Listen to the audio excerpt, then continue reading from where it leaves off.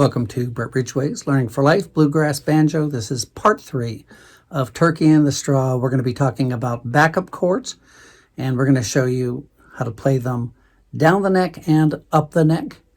This is up the neck, and it's confusing to a lot of people, but it's because the sounds get higher as you go up the neck. So we're going to show you how to play it here and how to play it here. But first, last week, we taught you part 2, and then the first week we taught you part 1, but we never really put them together with a practice track. So we're going to do that right now and let you play through it 3 times. And it's not going to be really fast. It's not going to be slow. It should be a nice loping tempo. And you're going to have 7 beats to count in. 1, 2, 3, 4, 1, 2, 3, and you'll come in. Now, the other thing that I want you to do is remember at the end, you're going to have 2 beats after the song. So you'll have 2 beats and then 1, 2, 3, 4, 1, 2, 3. So don't get too confused there. You want to make sure you're counting. So here we go. Turkey in the Straw. 3 times through. Remember, it's going to count through each time.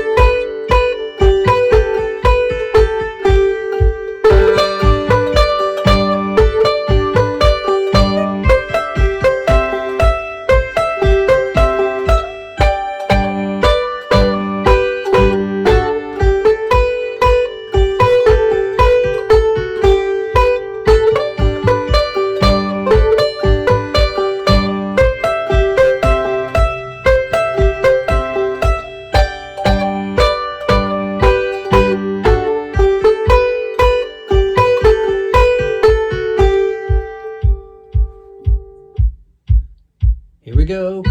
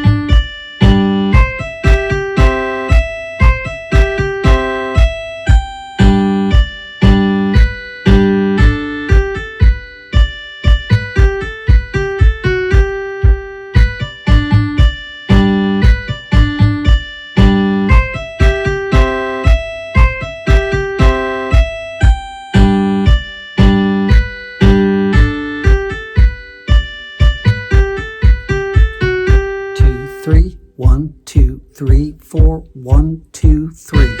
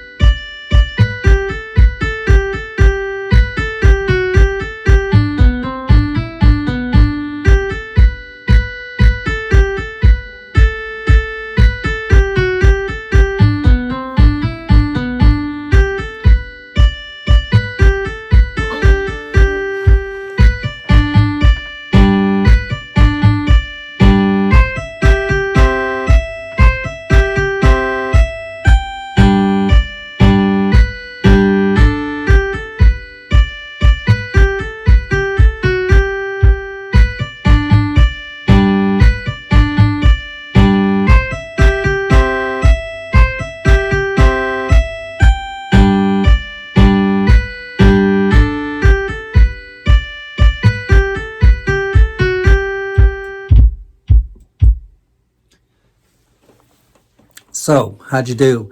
If you don't have that down, you can still continue with the backup. It's something totally different, but I would make sure you keep practicing until you can play along at about that speed. And honestly, if you followed my advice of learning things piece by piece and learning them up to speed, you shouldn't be having that much problem. If you are, let me know, and I'll help you out with that. However, there is a learning curve to playing with a MIDI, and that could also be part of the problem. So let's talk about backup. You can play backup down the neck. The reason a lot of people don't, and it depends how you're playing. If you're playing really loud, the banjo itself is a loud instrument, so it overpowers the other instruments. That's why we're going to show you how to play up the neck. However, you can play simply 3, 2, 5, 1, 4, 2, 5, 1, 3, 2, 5, 1. There's lots of things you could do as far as backup. You could do forward, backward rolls. So you have your G. You can mix it up. But we'll stick with 3, 2, 5, 1 for now, or 3, 2, 2, 5, 1, 4, 2, 5, 1. So you have your G, and in the verse you just have a G, and you'll play the D7. In the chorus you'll have G, C, back to G, and then D7. Now, one of the things that's good to do is sing it in your head. I don't sing well, so... You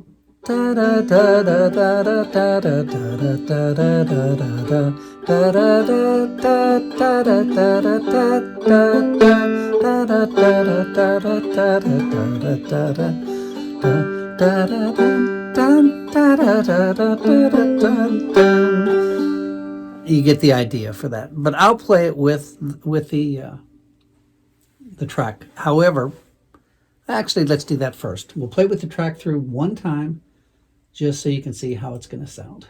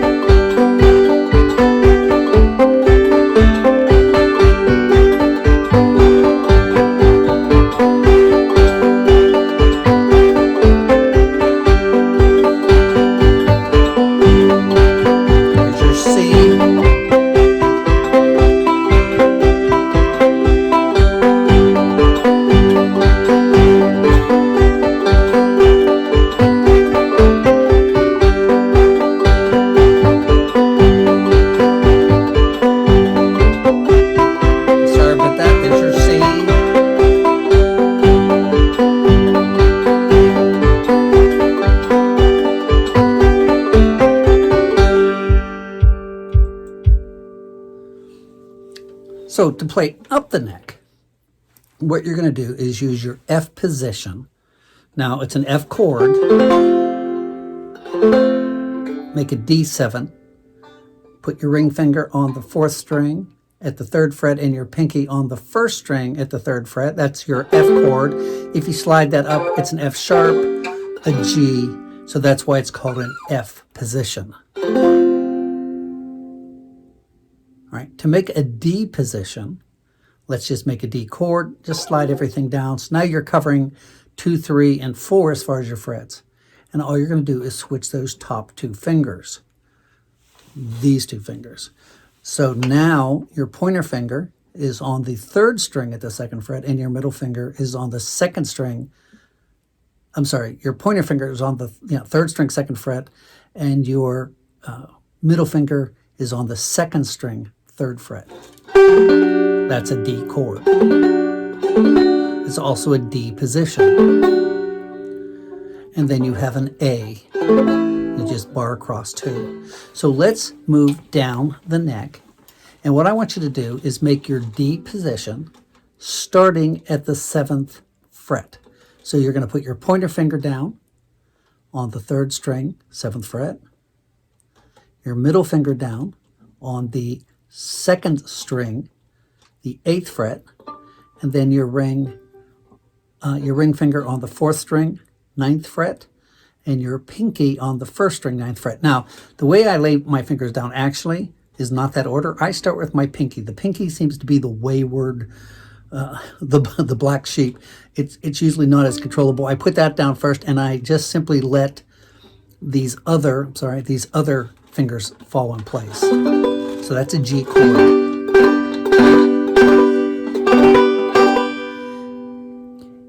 If you slide that down or up, switch it to an F chord,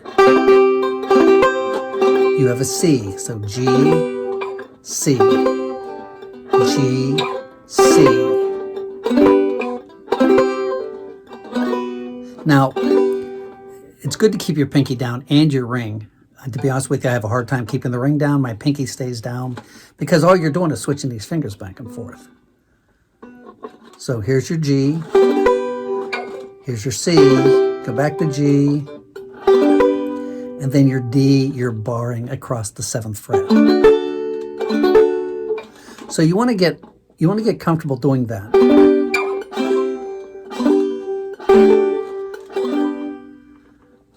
And that takes some time. So, you know, you could always do the lower part that we did. So the song will go like this.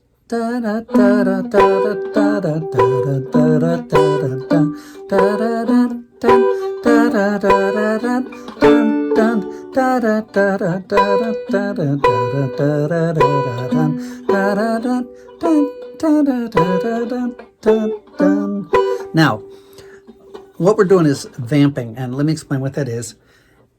If I keep my fingers in contact with the strings, but I don't press, I get this sound right here. If I press down, I get this.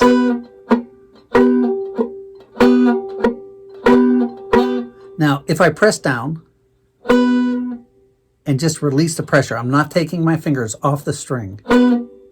I'm killing the sound.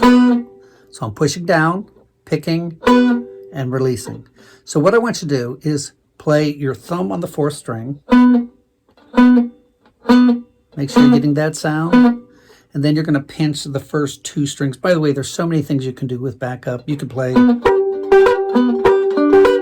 We're not going to do that. No, well, you don't even know what I'm doing down there, but you're going to play 4 and then pick up on the first 2 strings with your index and middle. This is called vamping. It's killing the sound.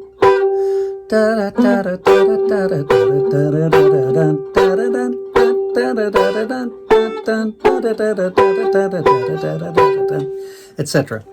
So we're going to play through the song, and we're going to play it through maybe 3 times, letting you practice this. And I might go into playing the melody because you want to practice doing both. So here we go. Turkey in the Straw, 3 times through, practicing your backup.